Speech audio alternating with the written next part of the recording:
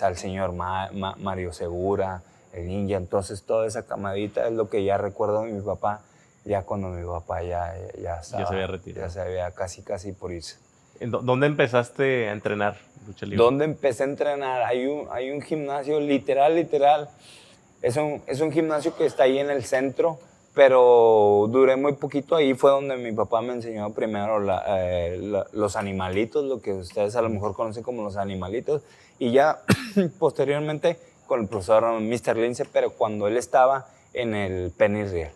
Cuando él estaba ahí en el Penny Real, que tenía una foto bien bonita del señor Demon. Entonces ahí es donde yo aprendí ya bien a la lucha libre. Te metiste de lleno ahí. ¿Recuerdas con quiénes entrenabas? Sí, claro. Ahorita iba empezando a entrenar Difunto. Estaba ahí el papá de ese Chacho Herodes. Estaba el difunto primero En ese entonces. que era el Dragón Lee de allá de Torreón. Había muchos, había algunos exóticos. Estaba el señor Mario Segura, el profesor Mr. Lince, sus hijos. Había mucho luchador. Se habla mucho del típico recibimiento de esas épocas. ¿A ti cómo te tocó? Fíjate, yo no te voy a mentir, a mí nadie me dio una bienvenida aquí en Monterrey. La bienvenida me la dieron allá en México y esa sí me pesó porque recuerdo como si fuera ayer, 33 azotones de diferentes azotones. Pero aquí en Monterrey, no. Yo empecé como Blue Angel, luego me convertí en el Hijo del Trueno y en ese lapso pues no, nadie te tocó. y todavía estaba el señor Jungla, Mongol Chino, esa generación de esos señores. Y no, yo debuté con el papá de los Valdés, con el señor Zulu. Entonces, no me dieron una bienvenida, pero yo creo que me la acumularon porque me la Te la dieron guardaron. allá. Sí. Te la guardaron. ¿Por qué ese nombre y no empezar desde el inicio con el nombre de tu... Bueno, mi papá también fue Blue Angel. Blue Angel, en un tiempo que se sale de la empresa y se viene para acá, el profesor, el que autorizaba, es que antes autorizaba tu profesor que tú portaras ese nombre. O sea, mi papá no tiene ese nombre porque él quiso, es porque su profesor le dijo, tú te vas a llamar tal. Y al señor también le puso su nombre, o sea, porque el profesor Rolando les ponía los nombres, no era que tú decidieras. No es como ahorita, ¿no? Yo creo que la mala educación de los luchadores, a lo mejor de ahora, yo tengo sin querer queriendo la colita de cómo se educaba antes para tener un nombre. En mi caso, yo empecé como Blue Angel porque él me dijo, mi papá, ponte este nombre, porque es el segundo que yo utilicé y para que la riegues con este y para que hagas tus tonterías con este. Y todavía, y duré como unos 5 meses, más o menos 6 meses con ese nombre, hasta que en el circo, allá ¿cómo se llama? En Ruiz Cortines, en el de Conflores, en el gimnasio, en Nuevo León. Ahí también luché como Blue Angel Jr. y ahí me convertí en el Hijo del Trono. Entonces ahí fue mi trabajo. ¿Por qué te lo cambiaste de...? Yo creo que ya me empezaba a dar un poquito más de trabajo, señor Flores, me empezaba a dar un poquito más de trabajo. Yo trabajaba mucho ahí con el Príncipe de Oro, pero antes era el Leono. Entonces ahí yo trabajaba mucho con los extremos, con Titanic, Black Soul y todos ellos que ya tienen mucho rato. Y ahí me convierte en mi papá y me dice, a ver, ya póngase su equipito. Y yo soy el Hijo del Trono. ¿Recuerdas tu debut? Sí, aquí en Monterrey, es un 20 de enero del 2003. Aquí. ¿Y cómo se vivió? No, estaba muy nervioso. Todavía recuerdo que traía mi camiseta de a donde yo iba, Gimnasio Roma, mi equipito azul. Ahí lo tengo, ahí lo tiene mi hermano. Yo creo que es el único recuerdo que sí guardo. Guardo la foto, guardo la máscara ahí de cuando estoy en el gimnasio. Entonces sí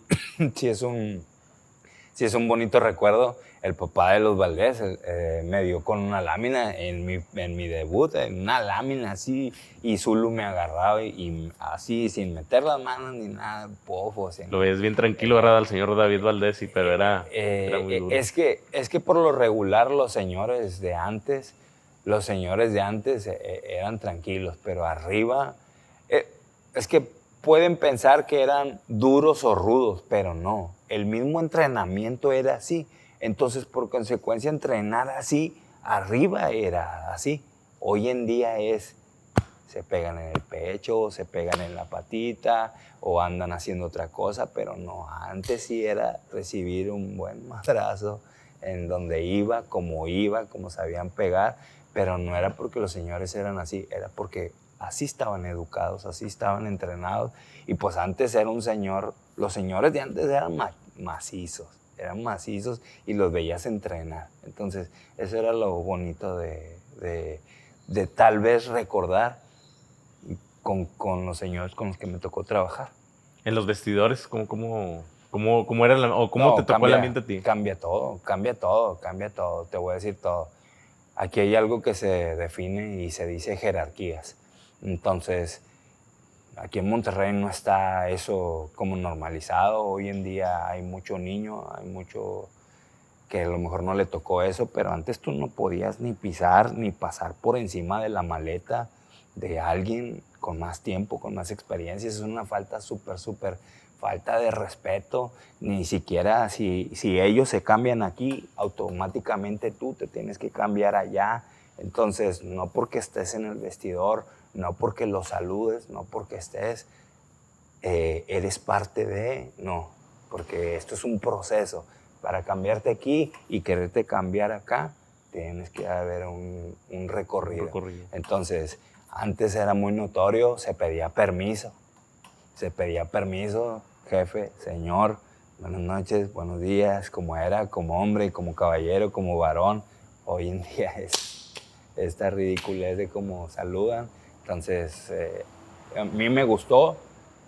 No soy tan viejo, pero estuve muy niño conviviendo con ellos, viendo ellos cómo eran, cómo se respetaban, cómo se hablaban, cómo yo creo que sí había una parte bonita de querer ganarle a tu contrincante allá arriba, pero abajo yo creo que sí había amistad en esos señores sí había. Hoy no creo que eso ¿Te identificas más con aquella época? Sí, fácil, porque mi papá yo creo que nos enseñó la educación en cuestión de querer y respetar esto realmente. O sea, yo me tardé como de 3 a 5 años para que mi papá siempre me tenía, y yo le decía a mi mamá, papá nada más me tiene ahí que maromita y esto y patito y cangrejito, y ya me tenía a mí mucho tiempo así. Entonces, para que tú realmente quisieras esto, eso es realmente cuando les dicen, o cuando escucho decir que dicen, no, me dolió todo el cuerpo y esto y lo otro. Sí, literalmente, porque anteriormente hacer todos esos ejercicios como eran desde antes, un entrenamiento de los señores de antes, sí era muy complicado, muy difícil. ¿A ti te tocó alguna experiencia de ese tipo en el vestidor? O sea, alguien que te haya llamado la atención, ¿no? Sí, siempre. Yo creo que alguien que fue muy duro conmigo, muy duro conmigo desde que me llegó a ver, y yo trabajaba en todos los parques y así, el gato volador. El señor fue muy estricto conmigo. Un día así me dijo, y lo recuerdo también, en el Parque Canoas, me dijo, ¿qué? ¿A poco cree que usted, porque tiene su cuerpecito?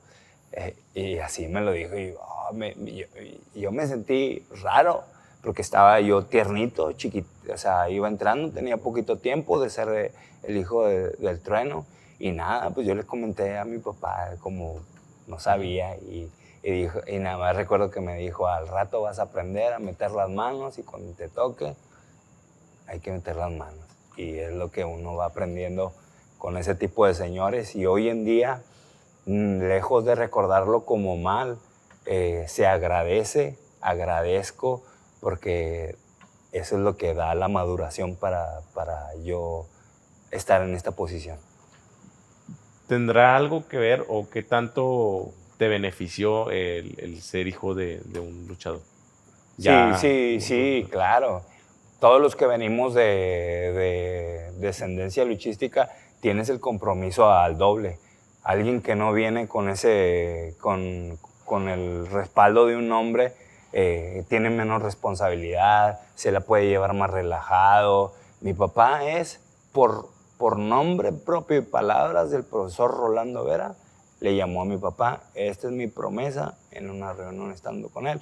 Entonces imagínate, eso siempre se sentía mi papá bien padre, ¿no?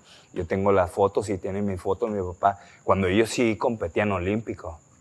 Ellos sí competían, el profesor Rolando se los llevaba, entonces mi papá estaba un poquito más aventajado, entonces yo dentro de mí decía, no, yo tengo que ser más chingón que él.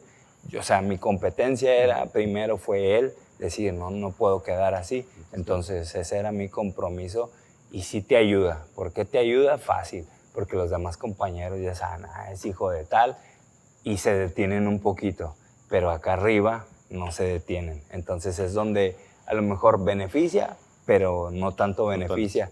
Ayuda y no ayuda, pero a fin de cuentas se va forjando el camino, se va trazando. Entonces eso sí puede ayudar y a la vez no puede ayudar.